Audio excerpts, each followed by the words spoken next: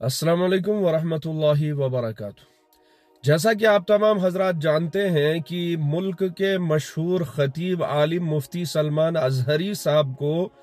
4 फरवरी शाम के वक्त हिरासत में लिया गया है और गुजरात मुंबई एटीएस ने मिलजुल कर उनको महसूर किया। हिरासत में लेने की जो वजह बताई जा रही है वो उनका भड़काऊ बयान, और उसके भड़काऊ बयान के जो अल्फाज हैं उनको भी ट्वीट करके कहा गया कि इन्होंने जो शेर का दूसरा हिस्सा है कि आज कुत्तों का दौर है कल हमारा भी आएगा, कि इन्होंने एक समुदाय को टारगेट किया है। जबकि मुफ्ती सलमान अजहरी साहब इस शेर पर उन्होंने अपने बयान को ख़त्म किया और बयान में उन्होंने फ़लस्तीन का तज़किरा किया, मैदान करबला का तज़किरा किया।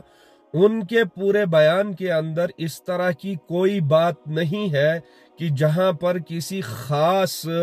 कम्युनिटी को या खास किसी जमात को या खास किसी तंजीम का उन्होंने इस बयान में तज़किरा किया हो, ऐसा कुछ नहीं है। लेकिन जब ट्वीट के ज़रिए से उनको ये कहा गया कि इन्होंने किसी को टारगेट किया है, उस ट्वीट के बाद सलमान अजहरी साहब ने अपना ट्वीट करके अपने एक्स ट्विटर हैंडल पर ट्वीट करके इसकी क्लैरिफिकेशन भी दे दी कि मैंने इस शेर के जरिए या शेर के इस मिसरे के जरिए से न किसी सरकार को और न किसी तंजीम को न किसी समुदाय को टारगेट किया है, बल्कि मैं जो बयान कर रहा था उस बयान के आखिर में मैंने अपने बयान को इस शेर पर ख़त्म किया। लेकिन उसके बावजूद भी मुफ्ती सलमान अजहरी साहब की न सुनी गई, उनको डिटेन किया गया, उनको हिरासत में लिया गया। सैकड़ों इख्तलाफात के बावजूद भी मैं उम्मत मुस्लिमा से यही अपील करूंगा कि मुफ्ती सलमान अजहरी साहब की हिफाजत की दुआ करें। और अफसोस के साथ ये बात भी कहनी पड़ रही है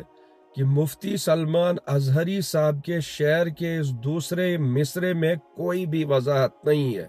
इसके अलावा कुछ लोग मुल्क के अंदर ऐसे हैं जिन्होंने वाज़ेह करके कम्युनिटियों को टारगेट किया, वाज़ेह करके भड़का बयान दिए और दे भी रहे हैं। वो खुले आम बाजारों में फिर रहे हैं, वो खुले आम धमकियों आमेज मवाद इस वक्त भी सोशल मीडिया पर वायरल कर रहे हैं, खुद ही कह रहे हैं, खुद ही वायरल भी कर रहे हैं और भड़काऊ भाषण एक खास समुदाय को, एक खास कम्युनिटी को अपने भड़काऊ बयान में टारगेट करते हैं। लेकिन वो खुले हैं, आज़ाद हैं, फिर रहे हैं, उन पर कोई भी किसी किस्म की कोई कदगन नहीं है।